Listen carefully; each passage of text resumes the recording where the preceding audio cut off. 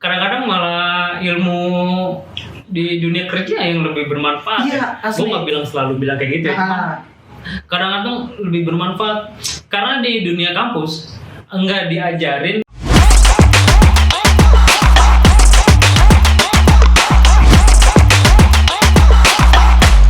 Halo, Rian di sini.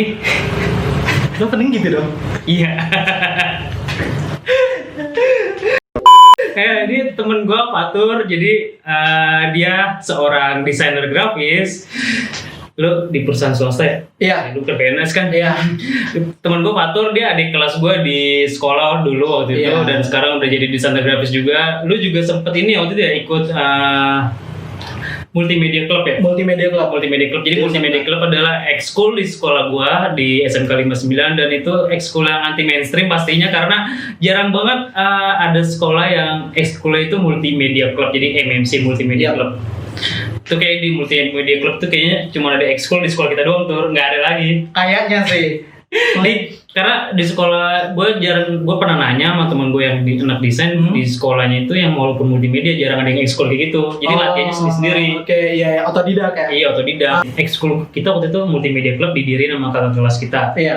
Kakak kelas tingkat dari dua gue sih namanya Agung. Dia ngedirin Multimedia Club. Lu udah tau belum tuh?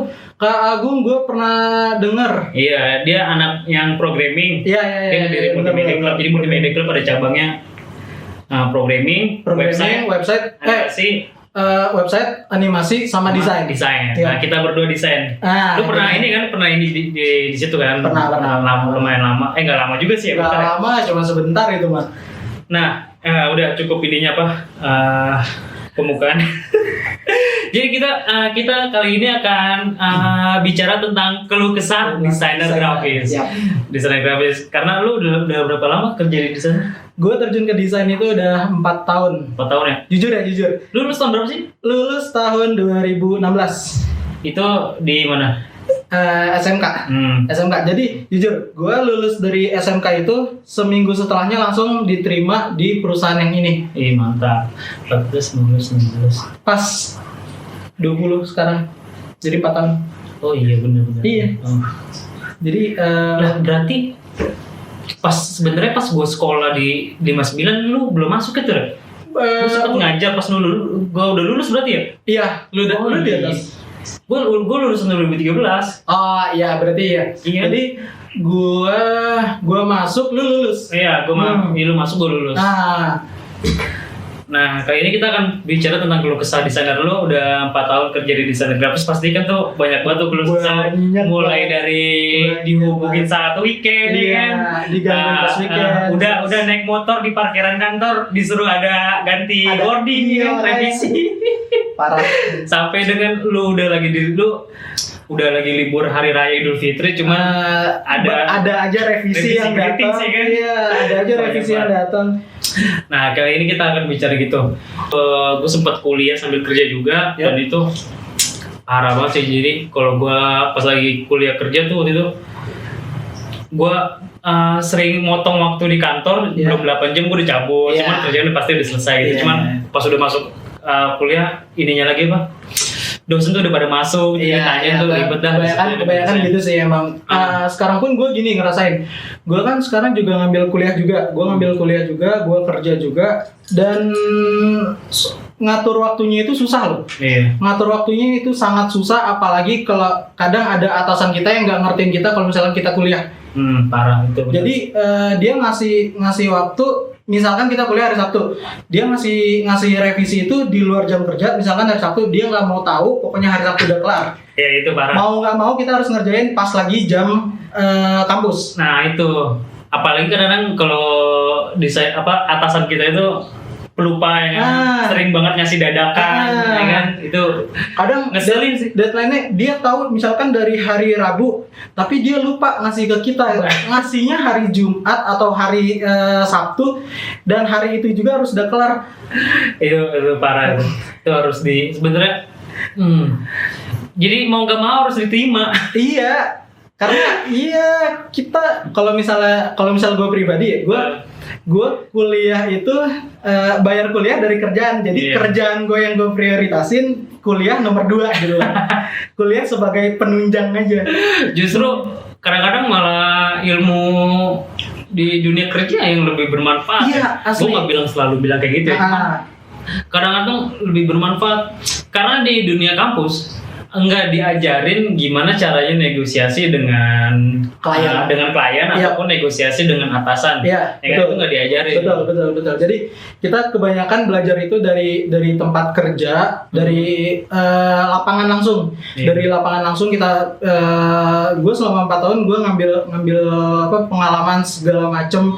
Nah, itu taunya dari situ dong. Kalau misalnya dari kuliah sendiri belum ada beberapa yang kepake, tapi nggak sebanyak yang dari tempat kerja gitu. Karena lu juga lulusannya waktu itu multimedia. Iya, udah siap kerja juga. Iya, makanya alhamdulillahnya gue ngambil multimedia, jadi udah punya basic dah seenggaknya.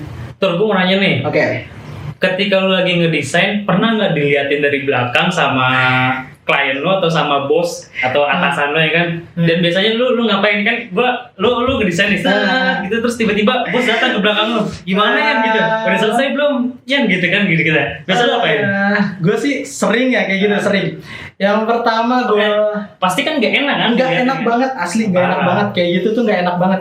Jadi lu misalkan udah ada konsep nih, udah kebayang konsep segala macam, tinggal lu tuangin di desain lu. Tiba-tiba bos lu ngeliat di belakang, "Tur, lu lagi ngapain? Gimana itunya?" Itu seketika buyar di otak lu, seketika buyar itu lu mau ngapain bingung. Asli, lu mau ngapain bingung. Jadi diliatin ya? Iya, jadi diliatin, pas diliatin, aduh tadi mau ngapain ya? Asli. Gua kadang ini tuh kalau gua kan kalau kita kan kadang sering kita biar dia nggak tahu nih kita ngambil gambarnya dari teks dari mana gitu kan. Kita bikin ilustrasi gimana. Kita ngambil ilustrasi dari mana kan kita harus dilihatin kan. Kalau gua nih tuh dilihatin nih bos datang tuh. Gua biasanya cuma nih lihat gua ilustrator nih. Gue cuma mondar-mandir aja gitu, mondar-mandir mouse, terus gue nyari-nyari filter gitu ya kan, biar gue bilang lagi ngapain ya, ini lagi kayak gini, gue bilang gitu.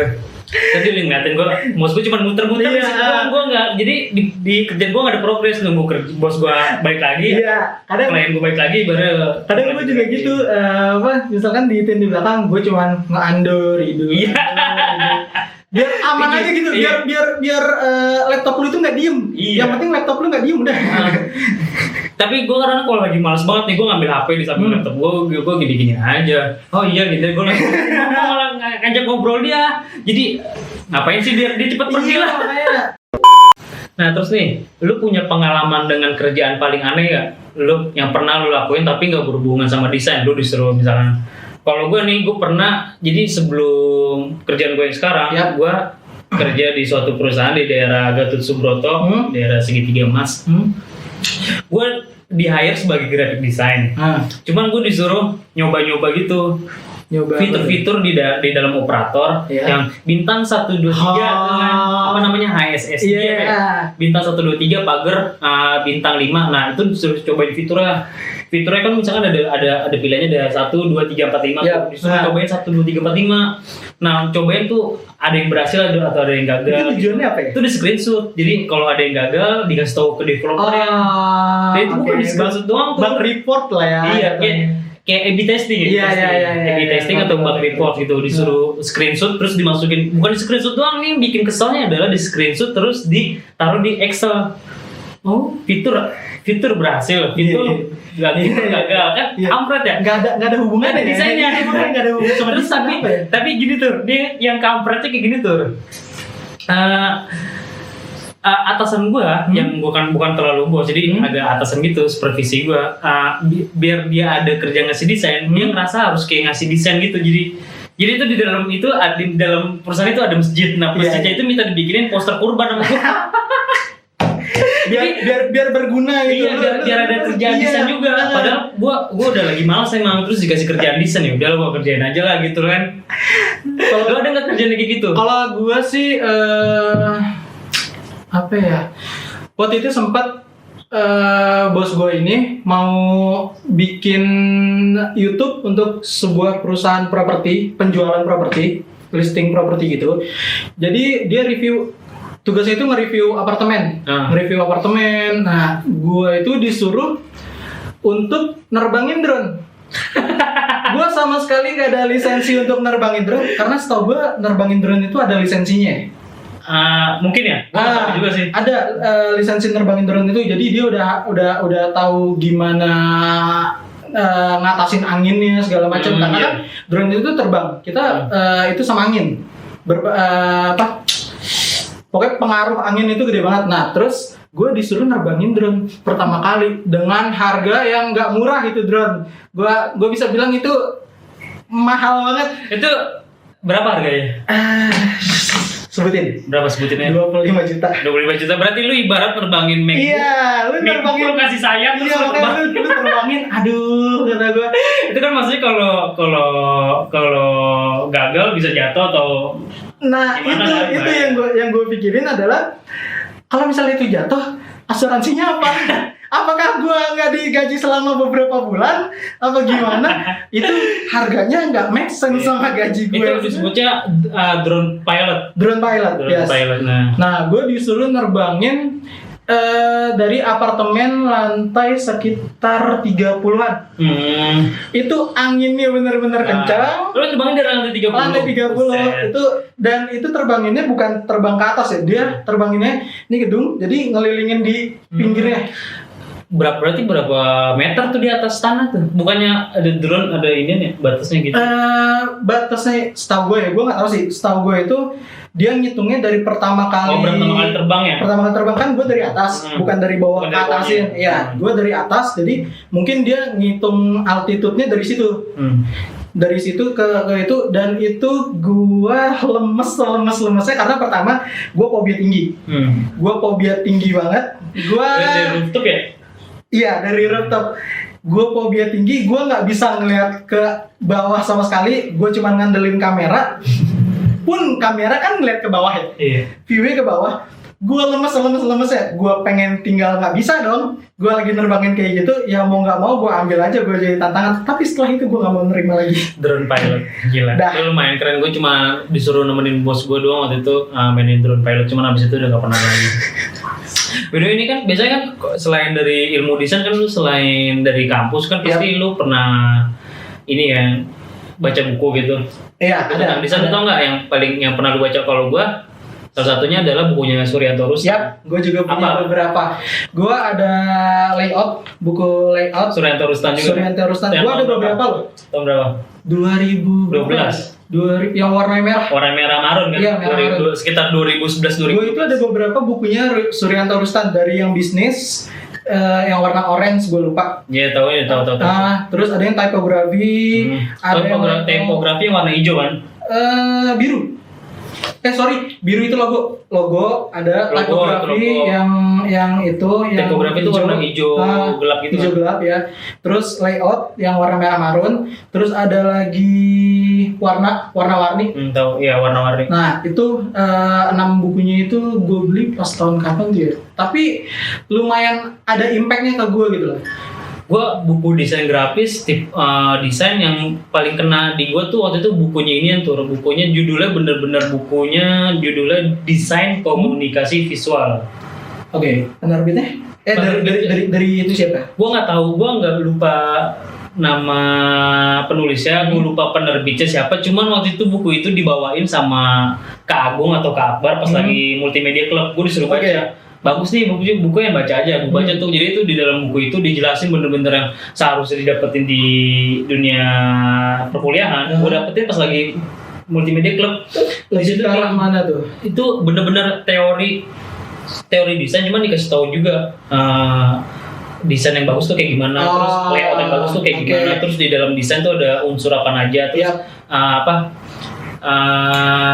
ada tekstur, ada tipografi, berarti ada itu font, banyak deh. Secara nggak langsung itu kayak kesatuannya buku si Om Suryanto Rustan itu kan? Lebih enggak sih, kalau Suryanto Rustan lebih ke tipografi, cuman buku yang desain komunikasi visual itu lebih ke desain, bener-bener kalau lu pengen nggak punya bawaan desain, tuh teorinya itu didapetin di situ.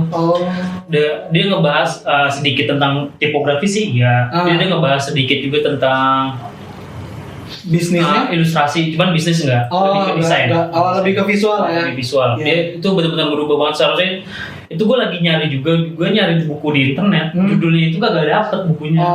Emang karena judulnya terlalu ini, terlalu mainstream, bisa komunikasi visual, itu malah main lain-lain. Iya. Terus terakhir tuh gue kemarin beli bukunya Suryanto Rustan juga. Yang layout yang terbaru. Iya. Kan ada bukunya dibagi dua kan. Iya. Jadi lewat 1, lewat 2. Gue ngebaca di story-nya Pak Suryanto Rustan tuh karena katanya biar nggak ini terlalu tebal. Pasti orang kalau tebal banget baca. Iya. Nah, dibagi ada 2 buku. Gitu. Walaupun produksinya jadi agak mahal kayaknya. Iya. Karena 2 cover. Iya. Pengiriman juga lebih berat mungkin ya kan.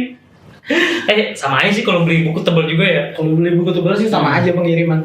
Kalau gue tuh waktu itu tertarik sama bukunya Om Suryanto Rustan itu gara-gara pertama gue itu suka ke logo. Jujur gue sekarang lebih suka ke logo. Ya, gue juga sering lihat tuh di Instagram lo upload logo kan. Nah itu portofolio gue. Nah gue lebih suka ke logo karena kenapa? Karena banyak tantangan di dalamnya. Gimana caranya lu bikin satu logo tapi orang itu memorable. Jadi langsung inget itu logo apa, kayak anggaplah Nike, lu tanpa harus ada tulisan Nike, lu tahu kalau misalnya logo centang itu identik sama Nike. Walaupun sekarang Nike di atas logonya di bawahnya dikasih tulisan Nike. Iya. Sekarang dikasih tulisan. Walaupun kalau misalnya lu kasih centang aja, lu bakal tahu kalau misalnya itu Nike. Nah, gimana caranya lu nge-guide kayak gitu kompleks itu? Contohnya kayak Pertamina juga. Pertamina itu setahu gue ya, logo guide-nya itu tebel. Buku untuk logo guide-nya itu tebel banget. Makanya dia itu harganya bisa sampai miliaran. Gue lupa berapa itu ya, pokoknya miliaran itu untuk logonya doang. Karena dia punya banyak makna, terus warnanya juga ada maksudnya tersendiri, terus juga simple, gampang diingat orang. Jadi gue lupa ingat logo Pertamina juga yang biru merah hijau. Iya pasti. Nah, warnanya gue ingat. Oh iya. Di situ ada logo P. Oh yang ini ya betul. Ada logo P-nya. Kalau P-nya gue tahu. Iya. Nah, gimana orang itu gampang ngelihatnya. Nah, makanya gue suka bikin logo itu. Gimana caranya gue bikin logo sesimpel mungkin, segampang mungkin, biar orang itu ngelihat nggak usah mikir dulu gitu, nggak usah mikir lama-lama. Oh ini langsung, oh ini logo ini, betul. Oh ini logo ini, dan itu yang bikin mahal itu logo. Lu punya pengalaman ini nggak ngambil side job yang gede projectnya dan uangnya tuh biasanya lu buat apa? Lu pernah ngambil yang gede nggak? Satu aja cerita satu. Oke. Gue pernah ngambil side job baru-baru ini sih. Baru-baru ini gue iya, itu pabrik. Jadi pabrik itu bikin logo lagi, bikin logo untuk brand. Jadi dia mau buka pabrik untuk suatu logo brand elektronik lah. Kayak gue udah ngambil itu, dan duitnya kebanyakan sih gue ngebagi duitnya itu 75 sama 25%. 75 gue tabung, 25% buat gue. Betul. Gue pernah punya pengalaman tuh ngambil side job yang gede. Waktu itu gue bikin buku tuh. Jadi layout apa cover? Layout juga. Itu disikat habis sih, cover di cover, terus di layout dengan ilustrasinya. Ilustrasinya itu cuma ilustrasi tipografi sih, bukan ini tipografi dibikin ilustrasi. Iya. Kayak lebih tepatnya lebih quotes. Buku anak kah atau buku? Enggak, itu buku dewasa dan buku productivity gitu. Jadi kayak apa ya? Gue lupa nama bukunya. Cuma portfolionya masih gue simpan di dalam hard disk gue tuh. Jadi itu tuh lebih produktivitas. Jadi lu bulan ini tuh ada rencana apa aja di bulan ini tuh. Jadi itu berarti long term. Lebih ada kalender, ada juga halaman lu bulan ini mau ngapain aja, goals lu bulan ini, goals minggu ini jadi apa aja gitu. Ditulis tuh. Planner ya? Iya, lebih kayak buku ini ya, buku planner gitu. Iya, buku planner. Benar-benar buku planner. Nah, gue bikin kayak gitu itu projectnya lumayan berapa juta, nggak gede-gede juga. Lumayan, cuman waktu itu pas gue dapet tahun 2015-2016, gue pikir itu gede juga. Iya, karena lu belum pernah dapet yang segede gitu sebelumnya. Dan duitnya itu gue bagi setengah tuh, jadi gue ambil setengah, 50% buat gue, 50%-nya lagi gue kasih ke temen gue. Karena temen lu? Gue kasih ke temen gue buat bisnis inian, bisnis bareng, bisnis beli muk. Beli muk apa? Beli cetakan muk. Dan itu gue kasih ke temen gue, nih bro, duitnya gue bisa dari inian, lu duitnya ambil buat bikin inian. Iya. Cetak muk, gue kasih kayak gitu, invest. Dan ya gitu dah. Punya ini kan pengalaman nih. Lagi weekend, lagi nggak mau di chat sama klien, lagi nggak mau di chat sama atasan, tapi lu pengen ngebales WA cewek lu. Kalau gue sih bukan kayak gitu ya, karena gue punya 2 nomor. Gue punya 2 nomor. Dan 2 WhatsApp. Gue mensiasatinya karena sebelumnya gue punya 1 nomor, gue pengen balas cewek gue otomatis kelihatan kan online. Gue males banget. Ntar kalau misalnya weekend gak dibales, tiba-tiba hari Senin, lu kok nggak balas sih, kan gue liat lu online. Sialah ya, makanya gue ngesiasati pakai 2 nomor, yang satu untuk nomor kerjaan, yang satu untuk nomor pribadi. Cukup pintar. Nah yang nomor kerjaan pun gue ilangin ini, tau gak sih lu? Checklistnya gue ilangin. Berarti gue ilangin. Itu adalah sebagian trik dari desainer ya kan, buat yang malas ketemu klien, kelihatan online sama klien ya. Gue lagi, soalnya gini, desainer pun butuh me time gitu loh. Betul. Lu kadang gue sering banget gitu, lagi me time, lagi di rumah, lagi santai-santai, tiba-tiba gue minta wah itu gila sih lu ganggu banget gitu. Kadang lagi gini tuh me time gitu kan. Terus apalagi kita udah ada rencananya keluar gitu. Mending kalau kita benar-benar me time banget. Apalagi kalau udah ada rencana keluar. Wah itu anjir itu sih kampret. Kacau sih kata gue. Lu ngerusak tuh kan lu jangan biasain. Jangan dibiasain bener. Kalau misalnya itu oke lah, kita sama-sama kayak lu juga nggak mau diganggu, gua juga nggak mau diganggu, gua nggak mau ngeganggu lu. Karena lu juga lebih tepatnya gini tuh, kita nggak mungkin ngeganggu dia. Karena kita tahu jam kerja kita tuh jam berapa aja, dari jam berapa sampai jam berapa kita tahu. Dan kalau kerjaan urgent pun kadang sebelum deadline tuh kita kejar banget. Betul. Bahkan sampai lembur. Betul. Nah, ini udah lembur. Misalkan hari Sabtu minggu lembur, Jumat udah lembur, hari Sabtu diminta revisi kan kocak. Kampret itu. Itu jangan kesel banget asli. Kadang kita ada rencana pergi sama keluarga, jalan sama cewek, segala macem, bisa cancel gitu loh. Mau nggak mau. Makanya jadi lebih enak kalau ngesel-ngesel gitu. Makanya gue siasatin dengan 2 WhatsApp tadi. Kalau misalnya mau itu, ya udah lu terserah deh, lu ganggu gue. Ntar hari Senin ya jadi ketahuan dong gue. Hari Senin gue bilang sorry. Yang ini jangan lu potong, lu taruh di Instagram lu tuh. Cukup di YouTube aja. Aduh, jadi ketahuan gue.